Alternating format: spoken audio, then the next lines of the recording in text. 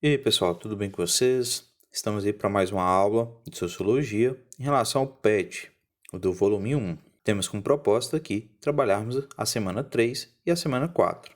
Iniciando então com a semana 3, Trabalho, Política e Ideologia. Questão 1. Pitágoras. Comumente associamos à política apenas aquilo que se dá nos altos escalões do Estado. Todavia, política é uma coisa e Estado é outra. O Estado é uma instituição cujo funcionamento podemos observar com clareza, conhecemos seus ofícios e podemos identificar seus limites geográficos. Com política, as coisas são diferentes.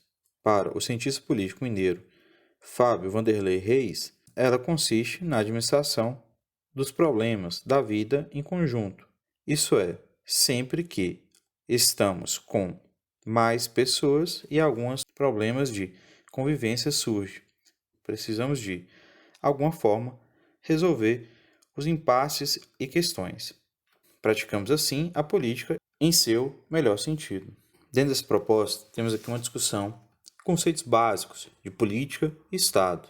É importante lembrarmos que, apesar dessas duas questões estarem muito próximas, temos que diferenciá-las para melhor compreendimento sobre o conceito de política e de Estado. Assumindo essa concepção da política, podemos afirmar que todas as alternativas abaixo caracterizam situações onde surgem problemas políticos, exceto.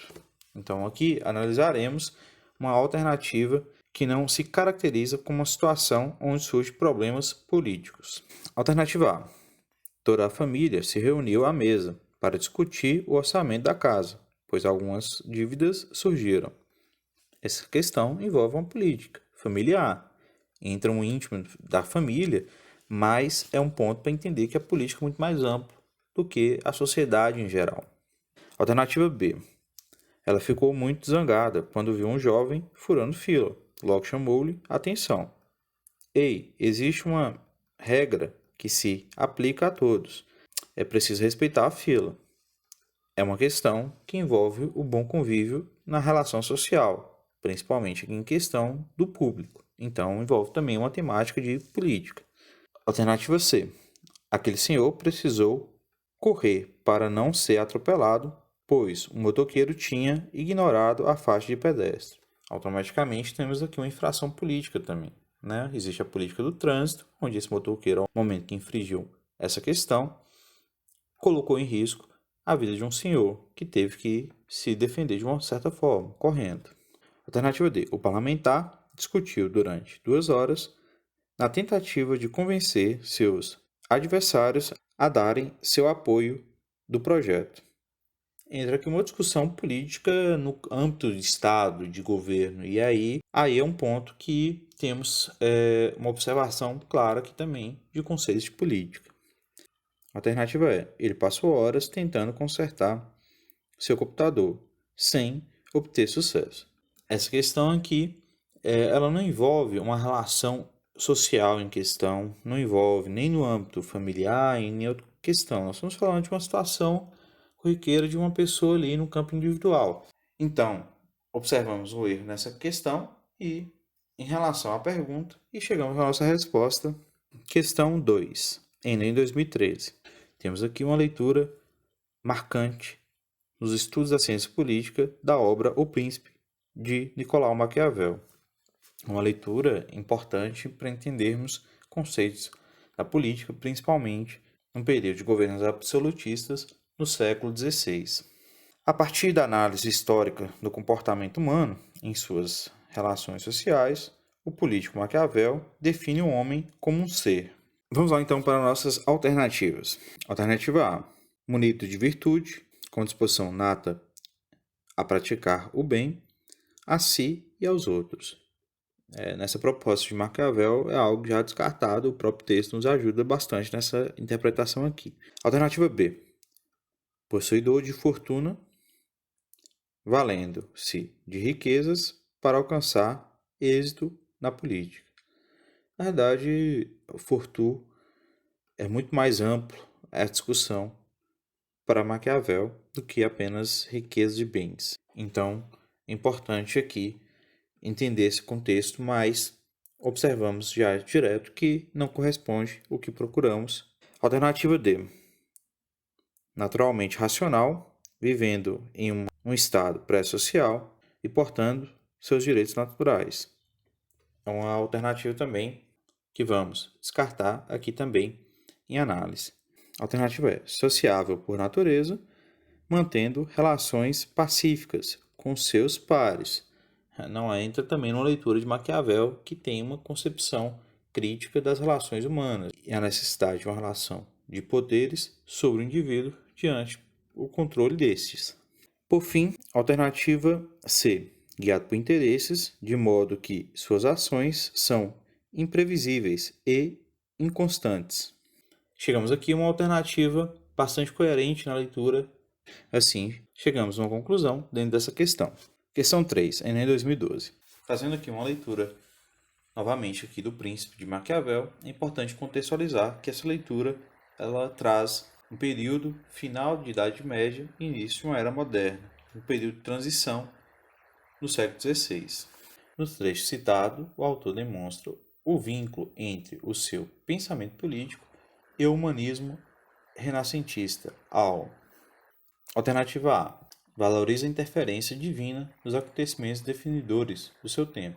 Na verdade, aqui nós descartamos já essa leitura, por causa dessa definição divina, que não entra também nesse sentido do renascentismo e nem do pensamento político em Maquiavel.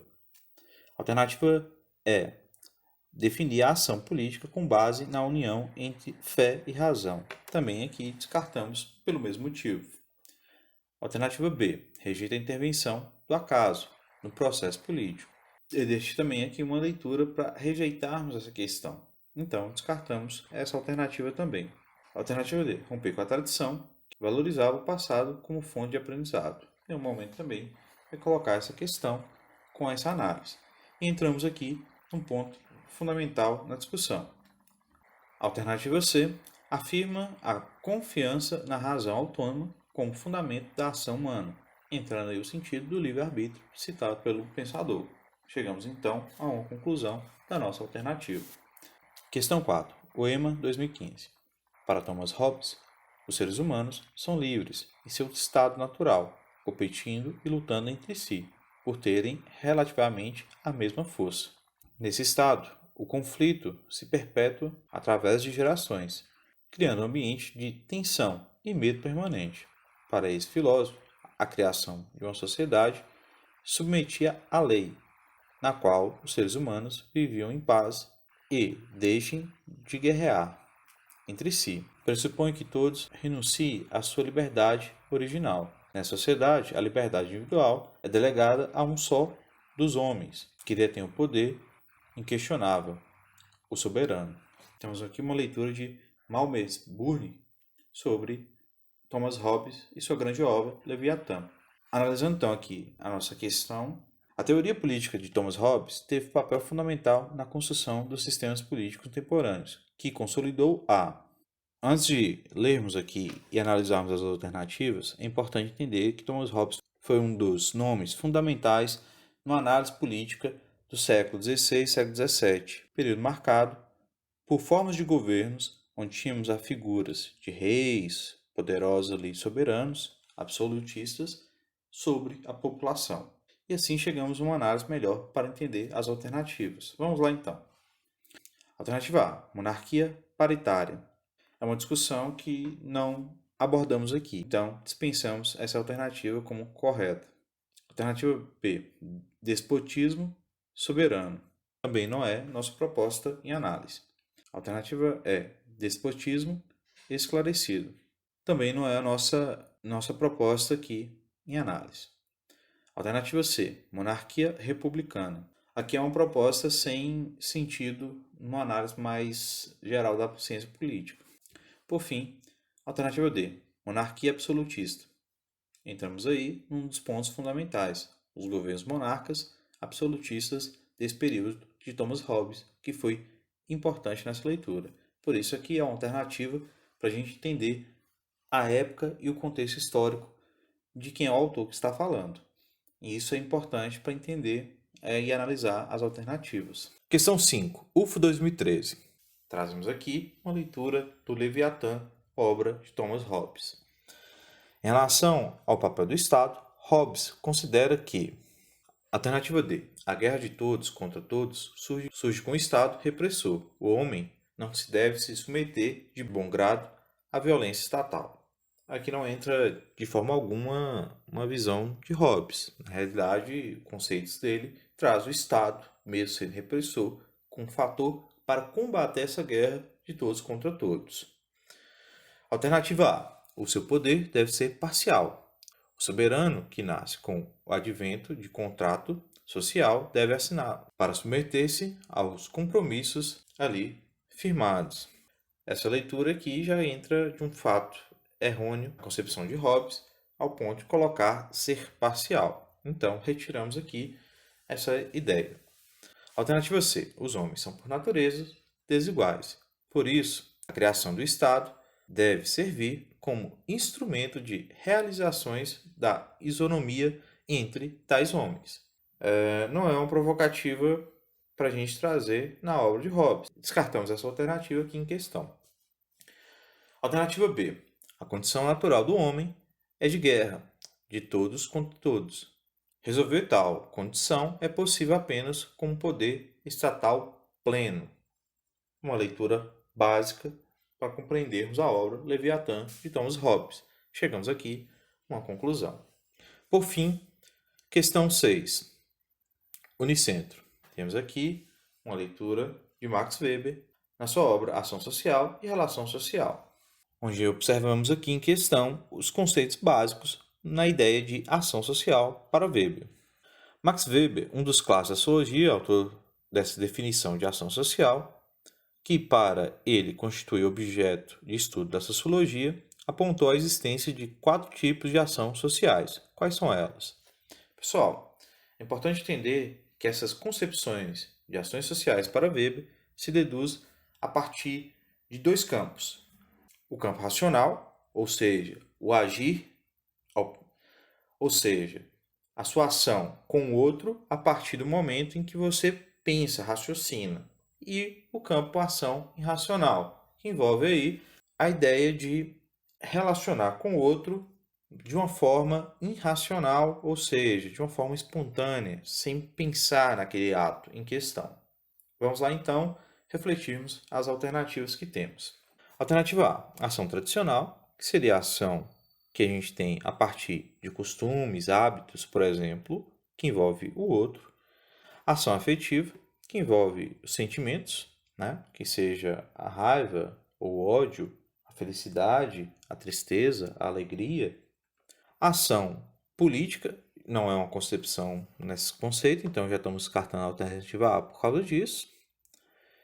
E ele coloca aqui para o final a ação relacional com relações afins, que também é uma das ações. É a ação que a gente tem com o outro no objetividade, em algo objetivo ao ser alcançado, ou seja, uma ação que você faz esperando algo.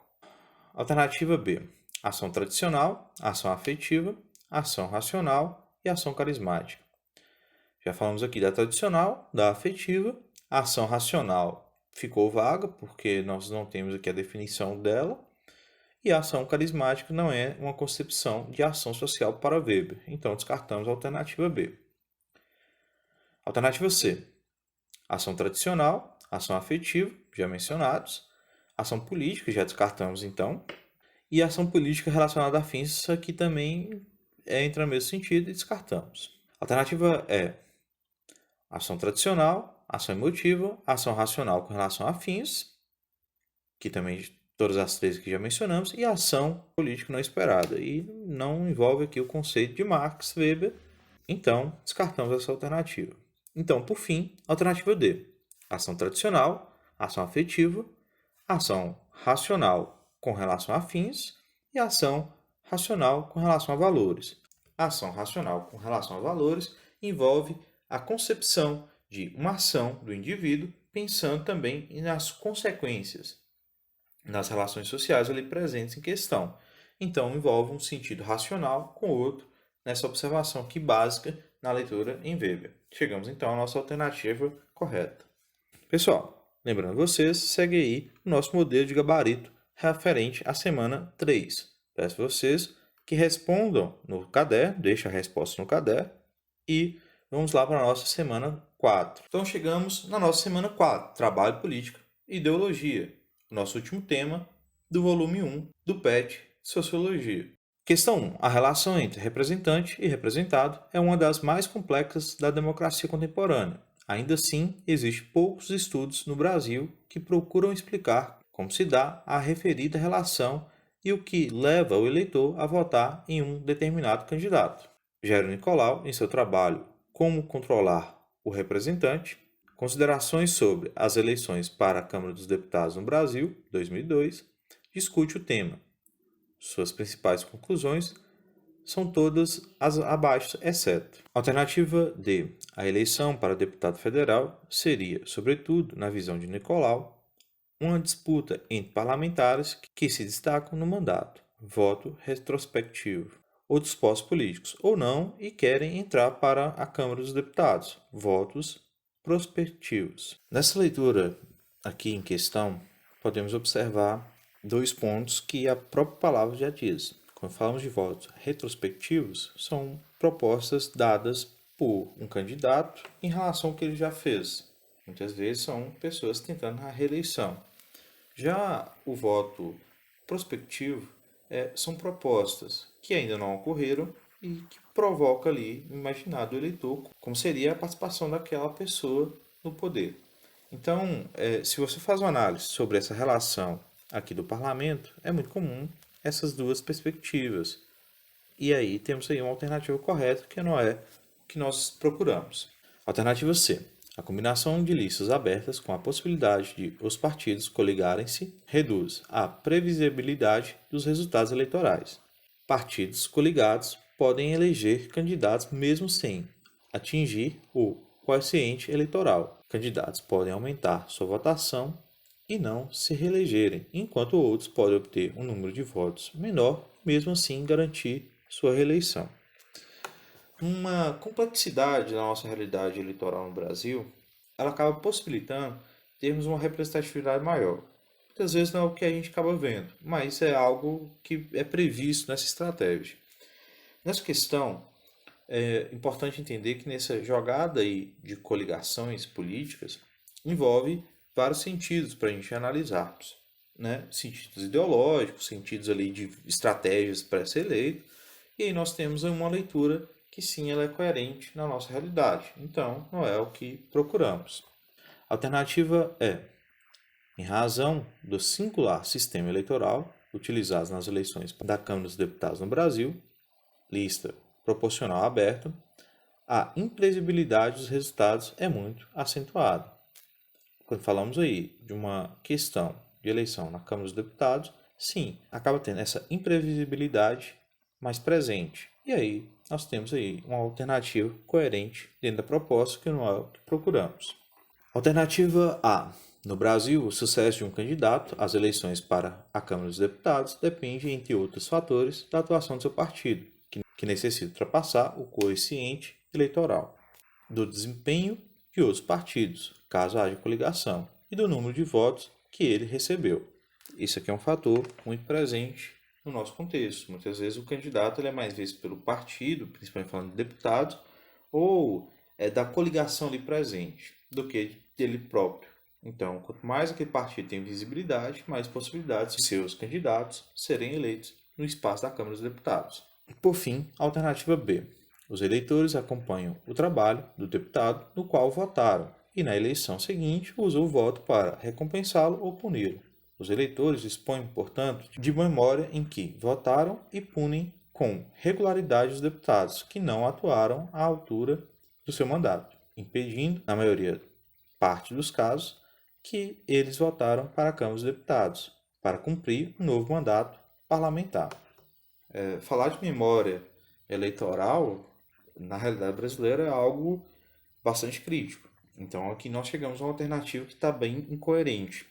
Infelizmente, boa parte da população nem sabe o nome do candidato, muito menos a proposta que ele teve, né, durante ali o mandato que ele ocupou. Então, é algo para a gente trazer uma crítica à nossa realidade, que podemos observar também na obra do autor Nicolau. Questão 2. As eleições no Brasil são noticiadas, por vezes, como a festa da democracia. Essa expressão faz mesmo muito sentido. Devemos sempre nos lembrar que o voto direto é uma conquista muito recente.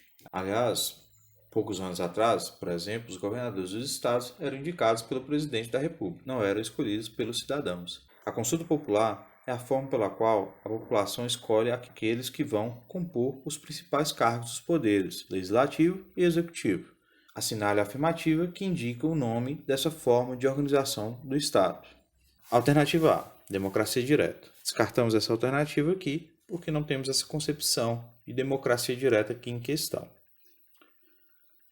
Alternativa é ditadura popular. Passamos aqui longe dessa proposta aqui em questão. Já descartamos de cara. Alternativa D, democracia deliberativa. Nessa questão, nós temos uma discussão, porém, que não define o modelo de democracia aqui presente no nosso texto. Alternativa C, democracia participativa. Nós temos uma participação na sociedade, porém, na nossa proposta de estilo de governo, nessa questão da escolha dos poderes legislativos e executivos, não envolve uma democracia participativa, por mais que você pode ser candidato, mas nós estamos aqui definindo a escolha de pessoas para compor esses cargos. Alternativa B, democracia representativa. Entramos aqui em uma discussão importante, no momento que nós escolhemos os nossos representantes. Assim, nós temos uma democracia representativa, chegando aqui à indicação do nome dessa forma de organização do Estado, que afirma o texto. Questão 3. Justifique por que analistas classificam a mídia, rádios, televisões e revistas, por exemplo, como um quarto poder e relata quais são as consequências da influência dessa instância de poder na democracia brasileira. Pessoal, peço que vocês, ao responder essa alternativa, observe bastante o papel da mídia. Ao mesmo tempo que ela pode trazer influências negativas, ela também traz o papel de informatizar. Principalmente a mídia, que tem a competência de trazer um jornalismo sério, por mais que ela tenha suas tendências de posicionamento, ela tem que transmitir a informação como ela é. Ou seja, trazer o fato de verdade, não uma notícia falsa. Questão 4. Tendo em vista a necessidade de realização de uma reforma política no Brasil, em sua opinião, quais seriam os principais pontos a serem modificados para que pessoas que realmente representem o povo cheguem de fato ao poder? Aqui é importante também contextualizar o texto do Jairo Nicolau, entender aí o contexto da nossa forma de governo. Muitas vezes as pessoas não escolhem representantes que estão mais próximos a ele, que está ali de fato para o representar, na interpretação de que ele é inferior e o seu representante, que está ali igual, seria inferior e não estaria no mesmo papel de governança. Muitas vezes as pessoas tendem a votar em pessoas com melhores condições, seja financeiras ou de status na sociedade. É importante refletir, será que só quem tem um curso superior ou quem tem poderes econômicos ou status sociais a partir de uma profissão seriam os melhores candidatos? É algo para a gente também trazer uma análise crítica. Então são pontos que eu peço que vocês observem e cuidado com a generalização dessas palavras, a generalização do olhar que muitas vezes é imposto dentro da mídia, os meios de comunicação. Então, cuidado ao analisar essa questão e aí traz um olhar seu, pessoal. Mas eu peço a vocês essa observação no sentido de alteridade do outro, do lugar do outro. Questão 5. Realize um breve comentário sobre a seguinte frase de Maquiavel. O bom governante deve possuir duas qualidades, virtude, e fortuna, sorte, associando a mesma ao exercício de liderar pessoas, governos, entidades ou a própria vida. Essa questão aqui eu peço a vocês tenham um grande cuidado para analisarmos por quê. Muitas vezes generalizamos demais essa concepção de Maquiavel. E essa frase que ela é muito importante na sua obra O Príncipe, para entender as qualidades de um bom governante, mas é importante também lembrarmos o contexto daquela época. Então, na obra O Príncipe Maquiavel, é algo mais complexo para trazer também para a realidade. Por mais que ela é importante obra no campo da política, da ciência política, da filosofia política, ela é uma obra também que temos que saber contextualizar de uma época para outra. Mas é algo importante para entender a sorte e a virtude de um bom governante. E isso aqui é algo bem implícito para entender a obra de Maquiavel, e eu peço a vocês uma análise bem interessante, provoquem uma boa reflexão sobre esse texto. Pessoal, segue aí o modelo de gabarito para essa alternativa.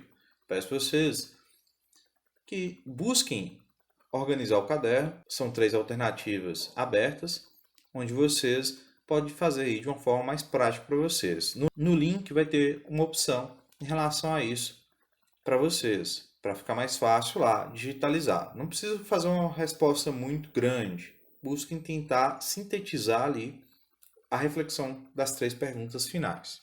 Lembrando vocês também que temos aí para o terceiro ano um roteiro de atividade, a escolha certa da carreira. Essa proposta é interessante para vocês terem uma reflexão maior sobre essa escolha profissional e essa escolha de um curso superior.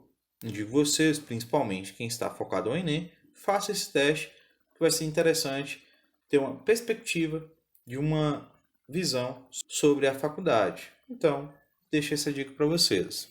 Abaixo desse vídeo temos um link que vai te levar para responder essas perguntas em um gabarito feito na internet. Respondem lá, por favor. Não esqueça de colocar o seu nome e colocar a sua turma. Valeu, muito obrigado. Até o próximo vídeo.